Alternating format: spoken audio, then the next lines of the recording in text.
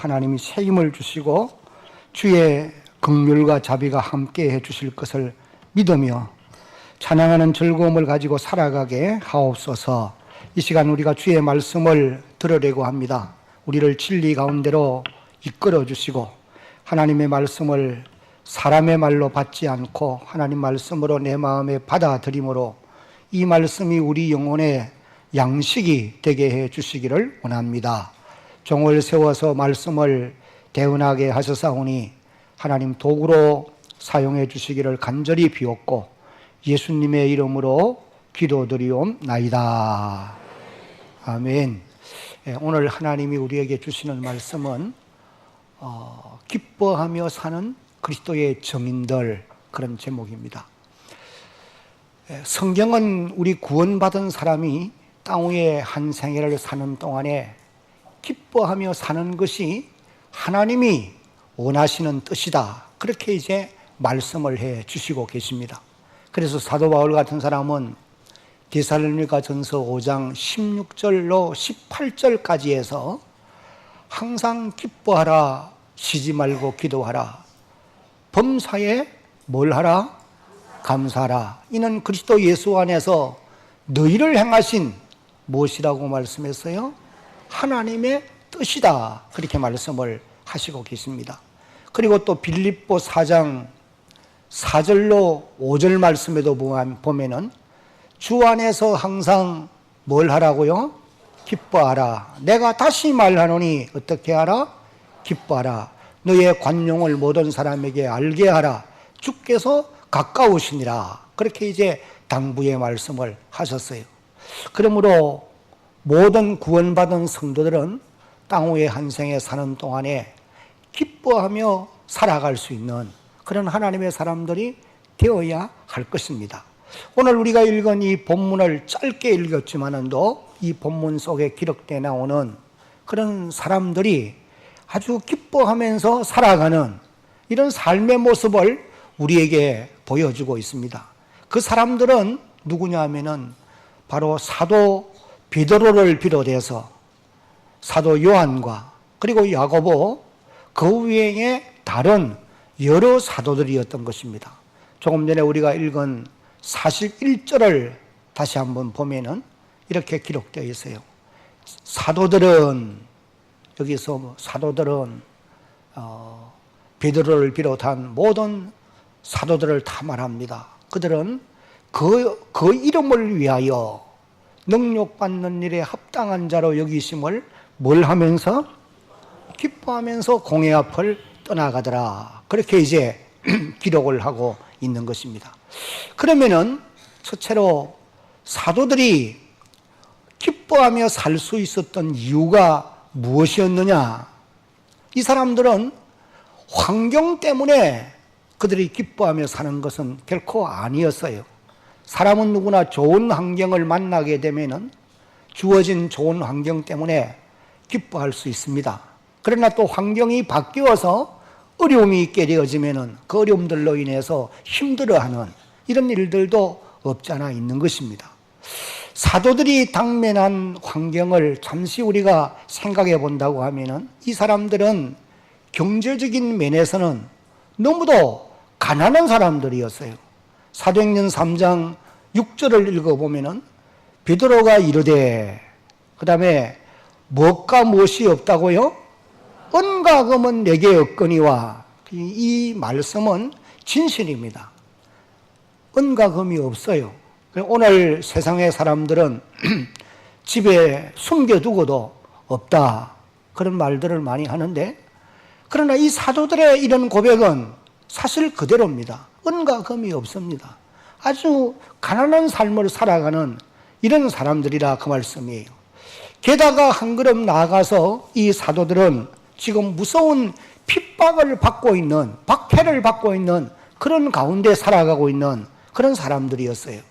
여러분들이 사도행전 4장과 5장을 읽어보면은 사도들이 두 번에 걸쳐서 옥에 갇히는 그런 고난을 겪습니다.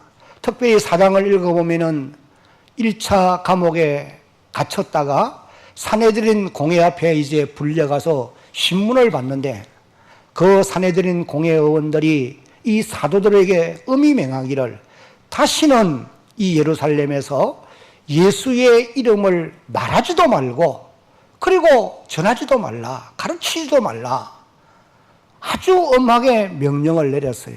그때 이제 이 사도들이 대답하기를 우리는 보고 들은 것을 말하지 않을 수 없다.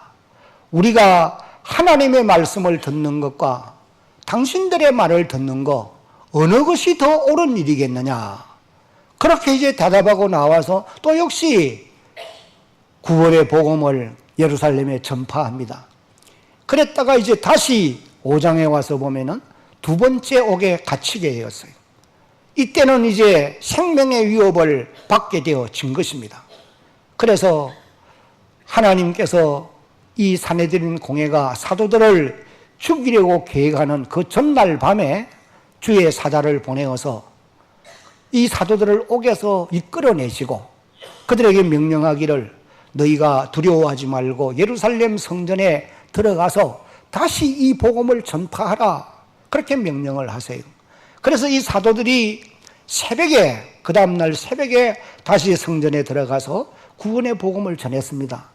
그러다가 이제 오전 시간쯤 되었을 때에 사내들인 공회에 다시 이제 잡혀가게 되어진 거예요.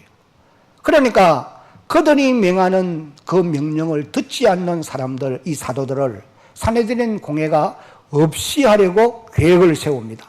이것이 이제 사도행전 5장 33절을 보면은 이렇게 기록을 했어요. 한번 같이 읽어봅니다. 시작. 그들이 듣고 크게 노하여 사도들을 없이 하고자 할세. 여기 그들은 사내들인 공회 의원들을 말하는 겁니다. 그 사람들이 이 사도들이 나가서 명령을 했지만은 또 명령에 순종치 않고 복음을 예루살렘에 팻만이 전한다고 하는 일로 인해서 크게 분노하게 되었다는 거예요. 그래서 사도들을 없이 하려고 했다는 겁니다. 이때에 이제 그 율법 교사였던 가말리엘이라고 하는 사람이 중재를 놨습니다. 이 사내들인 공회의 의원들을 향하여서 이 사람들을 내버려 두라. 만약에 이런 일이 하나님께로부터 나서면 어떻게 할 것이냐. 그러나 사람에게로서부터 나서면 반드시 무너진다. 그러니까 이 사도들을 불러들여서 매를 때려서 징계를 하고 그리고 놓아 보내자. 그래서 이 사도들이 40에 하나 감한매 39대의 매를 맞고 이제 그 옥에서 나오는 그런 이제 장면이 오늘 우리가 읽은 이 본문의 말씀이에요. 여러분, 그런 환경에 처해 있는 이런 사도들이 환경과는 관계없이 이 사람들은 기뻐하면서 공회 앞을 떠나더라. 그렇게 이제 기록을 하고 있다는 것입니다. 그러면은 이 사도들이 그런 환경 가운데서도 이렇게 기뻐하며 공회 앞을 떠날 수 있었던 그 이유가 어디에 있었겠느냐?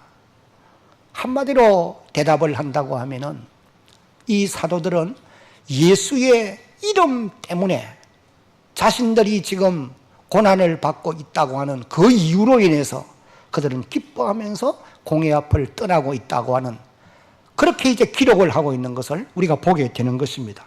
조금 전에 우리가 읽은 41절을 보니까 사도들은 그 이름을 위하여 예수의 이름을 위해서 능력을 받는 일에 합당한 자로 여기심을 기뻐하면서 그리고 공회 앞을 떠나가더라. 그렇게 이제 기록을 하고 있는 것입니다. 사도들은 그들 자신이 주님을 위해서 지금 쓰임을 받고 있다고 하는 이유 때문에 그들은 기뻐하며 살아가고 있는 그런 사람들이라는 거예요. 다시 말하면 사도들이 자신의 몸과 시간과 재능과 물질과 모든 소유가 주를 위해 사용되어지고 있다고 하는 그 이유 한 가지 때문에 이 사람들이 기뻐하면서 그렇게 살아갔다. 그렇게 이제 말씀을 하고 있는 것입니다. 삶의 목적이 분명한 사람들의 모습이라고 말할 수 있습니다. 사도 바울이 로마서 14장 8절에 보면은 우리가 살아도 주를 위하여 살고 죽어도 주를 위하여 죽나니 그러므로 사나 죽으나 우리가 주님의 것입니다 라고 고백을 한 것과 같이 주님을 위해서 삶의 목표를 정하고 살아가는 사람들의 삶의 모습이 바로 이와 같다는 것입니다. 여러분, 서대반과 같은 사람도 역시 그런 삶을 살았던 그런 사람이었어요. 사도행전 6장과 7장을 읽어보면 서대반의 삶의 모습을 기록하는데, 사도행전 6장 15절 말씀 함께 한번 읽어봅니다. 시작. 공회 중에 앉은 사람들이 다 서대반을 주목하여 보니 그 얼굴이 천사의 얼굴과 같더라. 서대반이 지금 역시 사내들인 공회 앞에 신문을 받고 있습니다. 근데 이제 몇 시간 후면은 돌에 맞아 죽게 되어 있어요.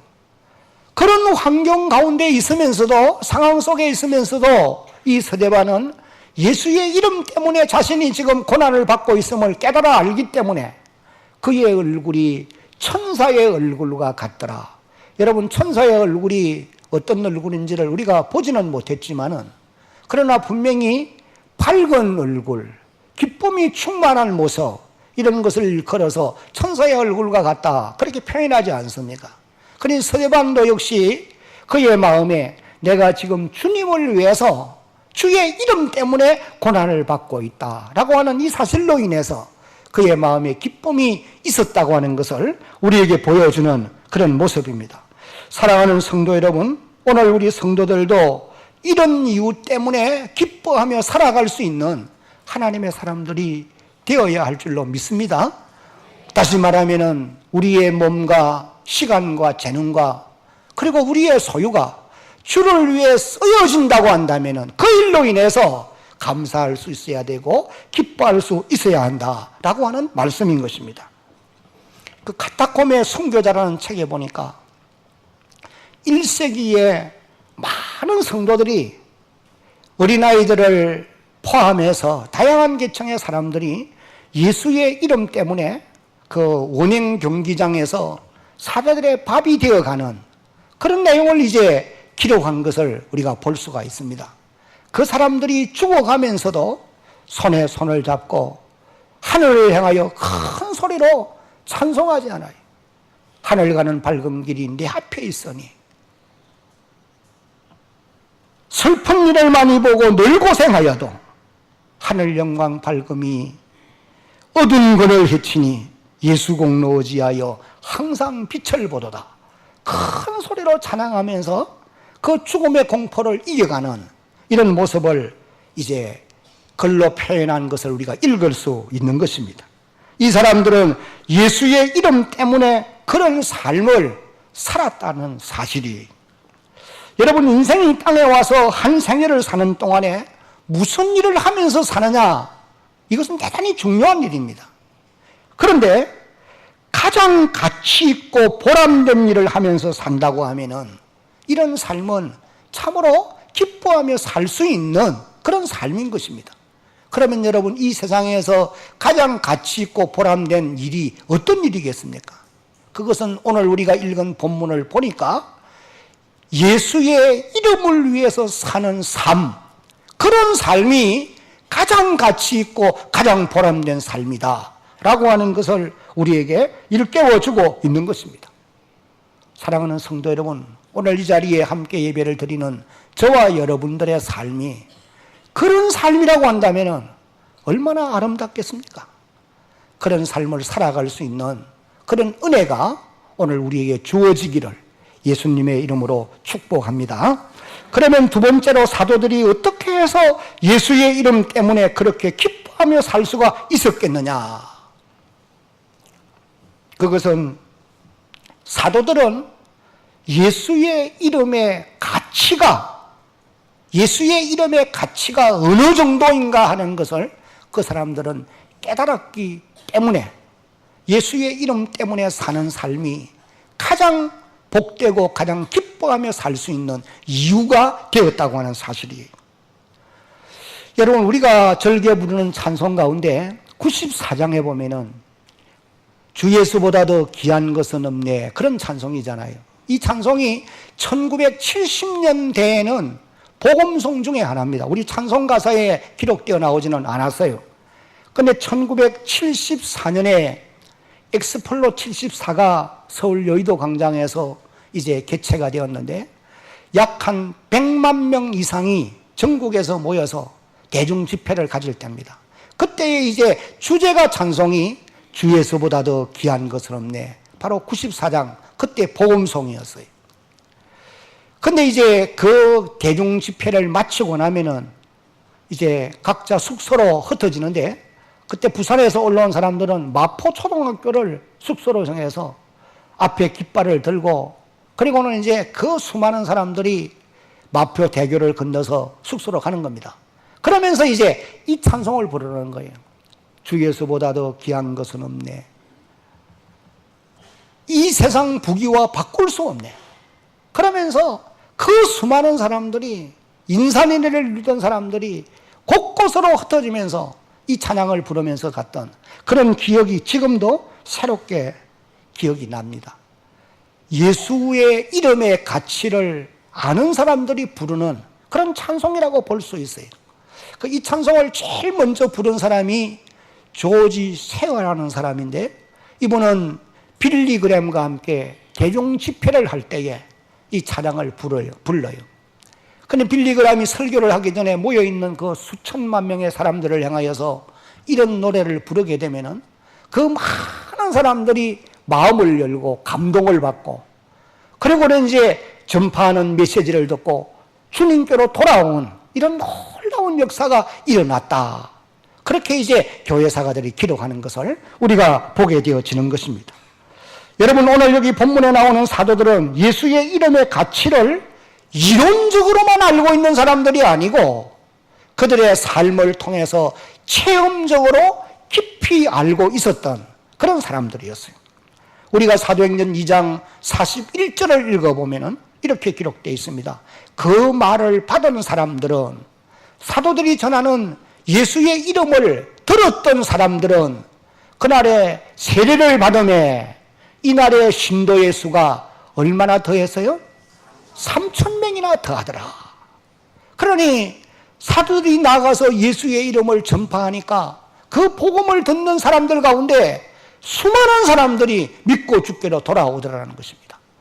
4장에 넘어가서 보면은 이제는 5,000명이 돌아옵니다. 6장에 가서 보면은 허다한 제사장의 무리도 이 도에 복종하는 이런 역사가 일어났던 것입니다. 그리고 또 3장 1절 이후에 가서 보면은 이 사도들이 예수의 이름으로 나면서부터 걷지 못했던 안전뱅이를 향하여서 내게 있는 이것을 내게 주노니 곧 나사렛 예수 그리스도의 이름으로 일어나 걸으라 명할 때에 그 사람이 발에 힘을 얻어서 일어서는 이런 기적도 체험을 하게 되어지는 것이, 4장에 가서 보면은 31절에 예수의 이름으로 기도를 하니까 성령이 임하시는 것을 경험했어요. 빌기를 다음에 모인 곳이 진동하더니 무리가 다 성령이 충만하여 담대히 하나님의 말씀을 전하니라. 그렇게 이제 기록한 것을 볼 수가 있습니다. 예수의 이름의 가치를 이 사람들은 체험적으로 알게 되었다는 거예요. 옛날에 아프리카 사람들이 다이아몬드의 가치를 몰랐을 때에 스페인의 이 상인들이 그곳에 들어가서는 껌 하나를 주고 다이아몬드 하나씩을 바꾸어 갔다. 그런 기록을 읽을 수 있어요. 이 다이아몬드의 가치를 모르면은 껌 하나 바꿀 수 있는 것이겠지요. 이와 같이 여러분, 예수의 이름의 가치를 모른다고 하면은 주님을 위해서 결단코 살아갈 수가 없는 것입니다. 그리고 자기의 삶을 들여서 주를 위해 헌신할 수가 없는 것이에요. 그러나 예수의 이름의 가치를 알게 되어지면은 오늘 본문에 기록되어 나오는 이 사도들처럼 주를 위해 자신들의 몸이, 시간이, 재물이 드려지는 일로 인하여서 감사하고 기뻐하며 살 수가 있게 되어진다는 것입니다. 오늘 이 자리에 참여한 사랑하는 성도 여러분, 여러분 모두가 사도들처럼 예수의 이름의 가치를 세월이 가면 갈수록 깊이 알아가는 그런 하나님의 놀라운 역사가 있기를 주의 이름으로 축복합니다. 이름의 가치를 깊이 알아가는 주의 백성들이 되어야 된단 말이에요. 그 다음에 이제 예수의 이름이 어느 정도로 위대한 이름이었느냐. 여러분, 빌립보 2장 6절로 11절까지를 읽어보면은 사도 바울이 이런 말씀을 합니다. 예수의 이름은 한번 따라합시다. 모든 이름 위에 뛰어난 이름을 주사. 그 예수의 이름은 가장 높은 이름이라고 선포하고 있어요. 세상에 이 이름보다 더 높은 이름이 없다는 거예요. 그리고 또 예수의 이름에는 능력이 나타난다 라고 말씀을 합니다. 예수의 이름이 전파되는 곳에 질병의 권세가 물러가고 사단의 권세가 쫓겨나며 가난도 물러가고 또한 기사와 표적이 따르는 이런 놀라운 역사가 일어났다라고 기록하고 있어요. 우리의 삶의 현장에서도 이런 놀라운 역사들이 일어나는 것을 우리가 깨달을 수 있는 것입니다. 여러분 사도행전 8장을 읽어보면은 빌립이 사마리아 성에 내려가서 주 예수의 이름을 전파했더니 사람들에게 붙었던 더러운 귀신들이 큰 소리를 지르며 쫓겨나고 거기에 수많은 병든 자들이 고침을 받고 나아가서는 마술사 시몬과 같은 사람도 회개하고 돌아오는 이런 놀라운 역사가 일어나게 되어졌던 것입니다. 그래서 사도행전 8장 8절에 보면은 한번 따라합시다. 그 성에 큰 기쁨이 있더라. 여러분 오늘도 예수의 이름이 전파되어지는 곳에는 사람들에게 붙었던 더러운 귀신들이 쫓겨나게 되어 있습니다. 질병의 권세도 물러가게 되어 있습니다. 세상 염려와 근심도 떠나는 놀라운 역사가 있게 되는 것입니다. 하나님의 기사와 표적이 따르게 되어 있단 말이에요. 그래서 그 현장에 큰 기쁨이 있는 이런 놀라운 역사가 임하게 되어진다는 거예요. 우리가 이 사실을 깨달아 알 수 있어야 됩니다. 한 걸음 또 나아가서 이 예수의 이름은 천국 문을 열고 닫을 수 있는 그런 이름이라고 분명히 말씀을 하셨고, 그리고 또 예수의 이름은 죄사함을 받고 구원을 얻게 하는 유일한 이름이라고 말씀하셨어요. 로마서 10장 10절에 누구든지 주의 이름을 부르는 자는 한번 따라합시다. 구원을 받으리라.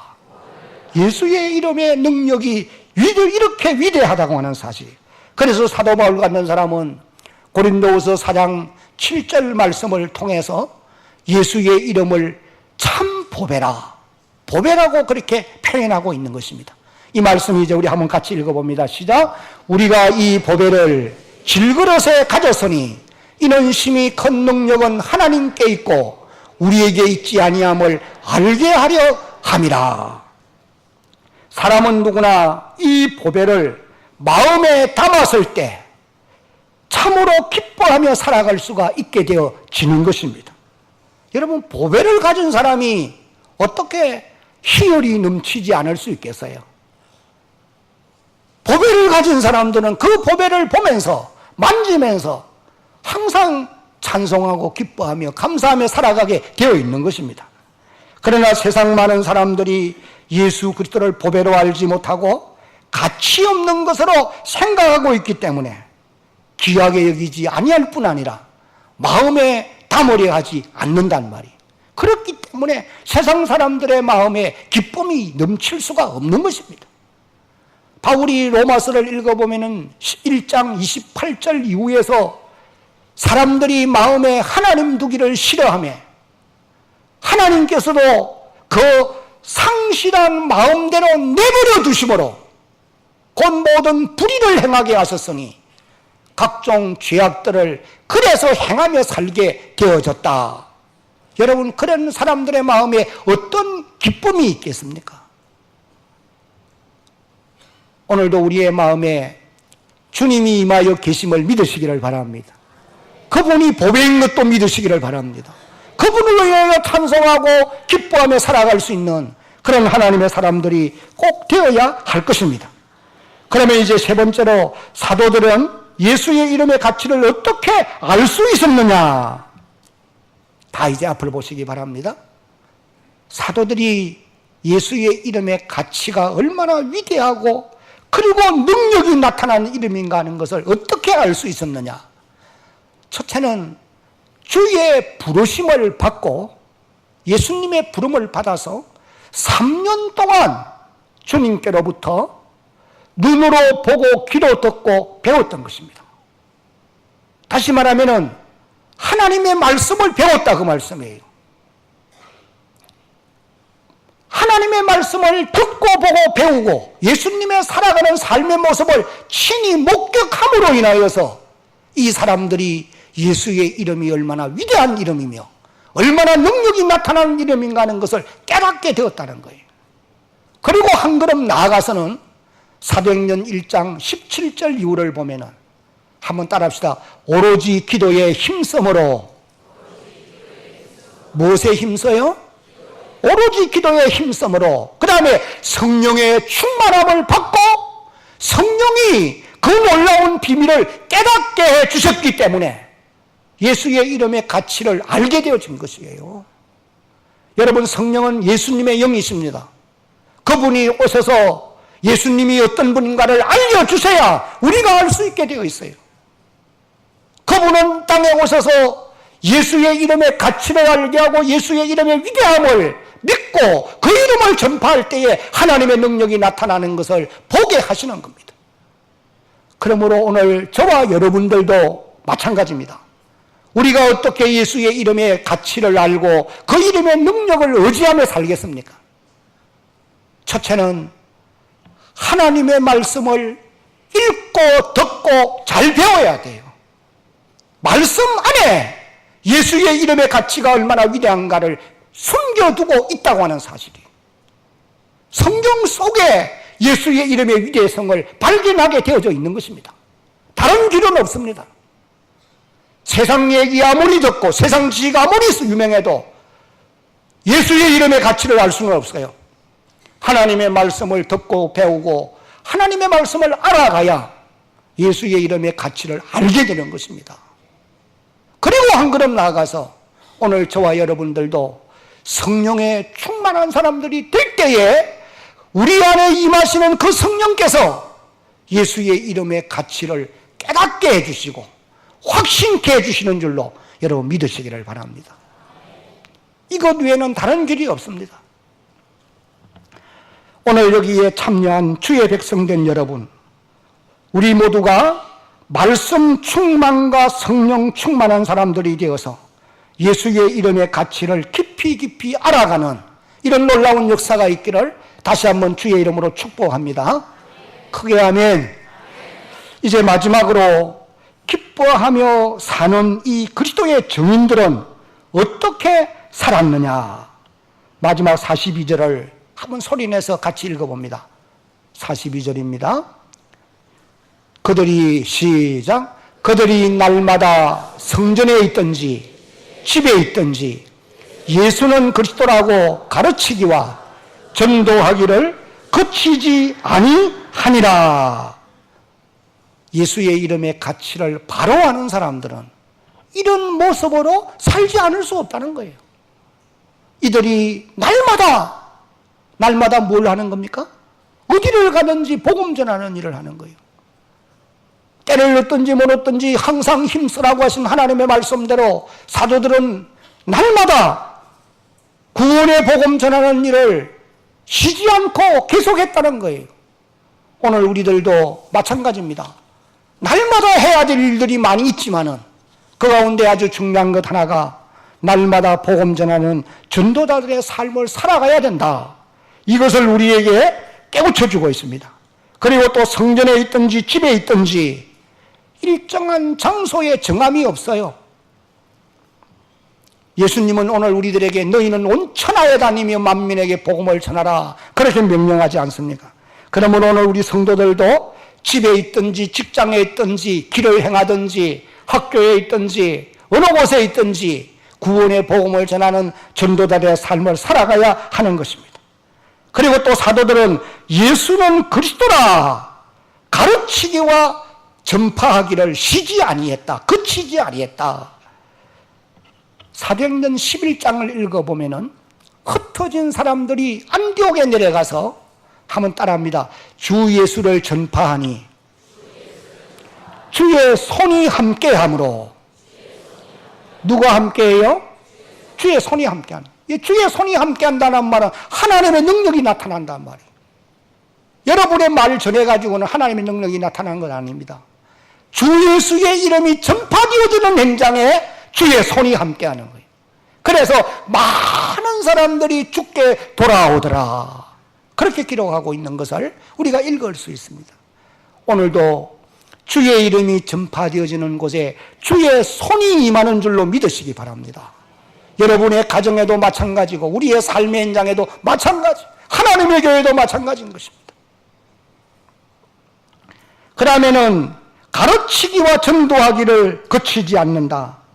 이것은 바깥에 나가서 복음을 전하고 교회 안에 들어온 사람들에게는 하나님의 말씀을 가르쳤다는 그런 의미의 말씀이, 마지막으로는 전도하기를 그치지 아니했다. 사도들은 핍박을 받으면서도 복음 전하는 일을 쉬지 않았죠. 마지막 순교의 제물이 될 때까지 그들은 전도자의 삶을 살았던 것입니다. 주님은 오늘도 지상교회가, 오늘 우리 대한교회를 섬기는 모든 성도들이 이런 일에 열심을 다해 주기를 중심으로 원하고 계시는 줄로 여러분 믿어야 합니다. 주님이 우리에게 원하는 바가 뭐겠느냐는 말이에요. 우리가 이 땅에서 부귀영화를 누리며 살기를 주님이 원하실까요? 물론 그것도 바라고 계실 겁니다. 그러나 간절히 우리에게 소원을 두고 원하는 바는 저와 여러분들이 사도들이 사랑하는 삶의 모습을 배워서 하나님의 교회가 이것이 본질인 줄 알고 이 일에 열심을 다하는 것, 이걸 주님이 원하고 계신다는 거예요. 이제 말씀을 맺겠습니다. 오늘 이 자리에 함께한 저와 여러분 모두가 기뻐하며 사는 그리스도의 증인들처럼 그런 삶을 살아갈 수 있기를 다시 한번 주의 이름으로 축복합니다.